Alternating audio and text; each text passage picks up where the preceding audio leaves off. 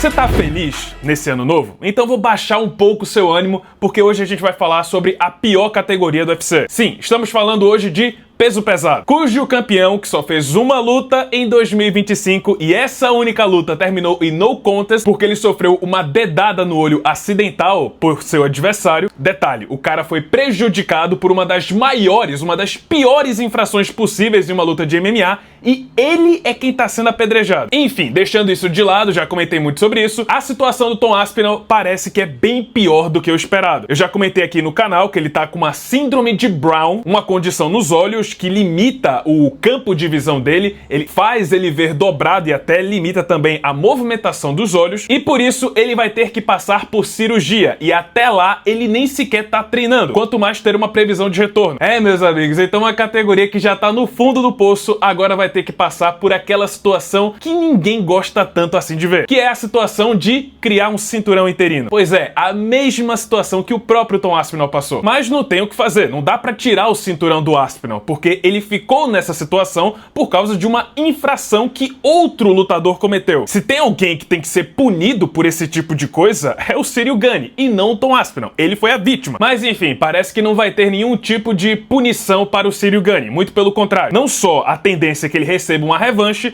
como também se criarem um cinturão interino, ele vai estar envolvido. E o melhor, pro Gane, se tiver um cinturão interino, essa pode ser a maior luta de toda a carreira dele. Porque vocês devem estar se perguntando, se o Aspinall tá fora, quem vai disputar o cinturão interino contra o Gane? E vocês já sabem de quem eu vou falar. Sim, Alex Poatan. E não estou criando, inventando isso da minha cabecinha, mas eu tô pegando como base rumores e informações que estão sendo discutidas nos bastidores e algumas vieram a público. Por exemplo, uma informação que veio a público foi do próprio Joe Rogan, comentarista oficial do UFC. E ele mesmo confessou que está ouvindo rumores de que Alex Poatan vai subir para o peso pesado. Tá ouvindo muitas conversas de que ele vai subir para enfrentar o Ciryl Gane. Disse que ainda não conversou com Dana White sobre isso, mas que ele acha que é uma boa jogada, já que o Tom Aspinall vai ficar um tempo parado. Detalhe, o Joe Rogan comentou sobre esse assunto depois que ele viu a postagem do Poatan. Postagem em que ele diz categoricamente que, pelo visto, não vai conseguir lutar na Casa Branca. Por quê? A gente só pode supor, mas parece que ele vai ter uma luta marcada antes da data desse evento. Eu chuto que pode ser o evento numerado de abril, que possivelmente vai ser em Miami, ou então o evento de maio, que a gente ainda não sabe onde vai ser. Mas pensem bem, se o Poatan tá deixando de lutar na Casa Branca, uma vontade que era dele, ele mesmo confessou isso, não deve ser uma luta boba, não deve ser um Carlos Zuberg da vida. Se ele vai lutar antes da Casa Branca, tem que ser uma luta grande, uma luta que tem alguma coisa a mais em jogo. E eu já comentei aqui que Ciryl Gane, pelo cinturão interino, é talvez a melhor forma do Alex Poatan se tornar um triplo campeão, porque vai estar enfrentando outro striker mais ou menos do mesmo tamanho, que dificilmente vai tentar botar pra baixo, e mesmo que tente, eu acho que o Poatan vai conseguir se defender muito bem. Então, de novo, se o Poatan tá deixando de lutar na Casa Branca, só pode ser o Ciryl Gane pelo terceiro cinturão. Mas, Carlos, será que não tem outras alternativas por esse cinturão interino? Bom, podia ser Ciryl Gane contra Valdo Cortez Acosta. Vocês querem ver isso? Ciryl Gane contra Sergei Pavlovich, que já venceu o Valdo Cortez Acosta. Acho que melhorou um pouquinho, mas é isso que vocês querem ver? E uma divisão que tá carente, uma divisão que tá caindo aos pedaços. Será que não seria interessante trazer o Poatan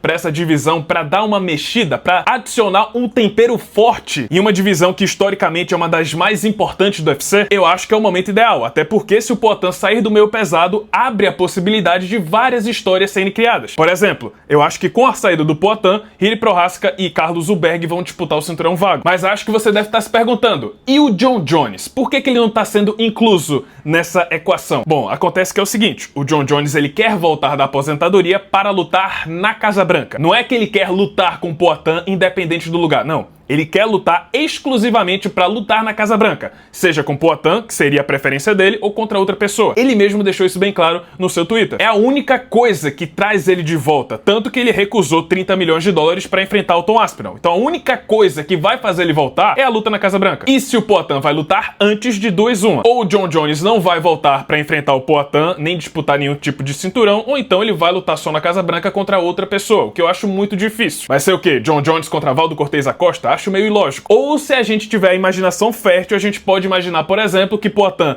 bate o Ciryl Gane em abril ou maio e ainda dá tempo dele enfrentar o Jon Jones 1 ou 2 meses depois, já que a Casa Branca deve acontecer em junho ou julho. Mas aí eu acho que é também forçar a barra demais. Ficaria feliz se acontecesse. Mas, resumindo a obra, eu acho que é bem possível sim, já é uma realidade, já é uma forte possibilidade a gente ver Alex Poatan contra Ciryl Gane no segundo trimestre de 2026. Acho que é uma jogada interessante para trazer mais animosidade para a categoria, abre a possibilidade de lutas interessantes serem construídas também. Por exemplo, o Poatan pode ganhar do Gane, depois pode enfrentar o Tom Aspinall, seriam lutas gigantescas, e ainda sobra espaço, quem sabe, sonhando bem com o retorno do Jon Jones. Enquanto os meio pesados vão seguir muito bem, já que tem Jiri Prochazka contra Carlos Ulberg, e se o Prochazka vencer e se tornar campeão, eu acho que ninguém, absolutamente ninguém, vai reclamar dessa situação. Aí olha só, Prochazka campeão, recebe o Khamzat Chimaev em uma super luta entre campeões. Tá vendo como novas narrativas, novas histórias são criadas? Como sempre, vamos aguardar, não tem nada confirmado, mas eu acho que é uma forte possibilidade sim. Por outro lado, eu tenho que confessar uma coisa aqui. Eu tô começando a ficar preocupado com esse evento na Casa Branca. Porque não sei se vocês perceberam, mas tá faltando gente. Mas Carlos, como assim? O evento nem tem data e se acontecer vai ser lá pra junho ou julho? Como assim tá faltando gente? Claro que vamos ter lutadores disponíveis pra lutar na Casa Branca. Mas se a gente tá pensando nos grandes, aqueles que podem encabeçar o card, eu acho que tá faltando gente. Parem pra pensar, Topuria não sabe quando vai voltar, tá no divórcio. Islam Makhachev também tá sem previsão de retorno. Poatan já disse que não luta na Casa Branca. Dana White já disse que o Jon Jones não luta na Casa Branca. Ouvi dizer que a luta do Chimaev pode ser em abril. Será então que o evento principal da Casa Branca vai ser o Conor McGregor? Que nem dá pra contar com ele 100%? As principais estrelas do UFC, os principais campeões, parecem que não vão poder lutar nesse dia. Lógico, eu não tô dizendo que ninguém vai poder lutar. Estou dizendo que estou começando a ficar preocupado, porque o quadro tá meio negativo. Mas também vale mencionar que houve preocupação quanto ao UFC 300, também houve preocupação quanto ao UFC na esfera, e no final das contas o Dana White conseguiu surpreender entregando 2 cards grandiosos. Inclusive o UFC 300 foi o melhor card que eu já vi na minha vida. Então assim, a preocupação existe, mas eu ainda confio que o UFC vai conseguir entregar alguma coisa bombástica, uma coisa histórica para esse evento que é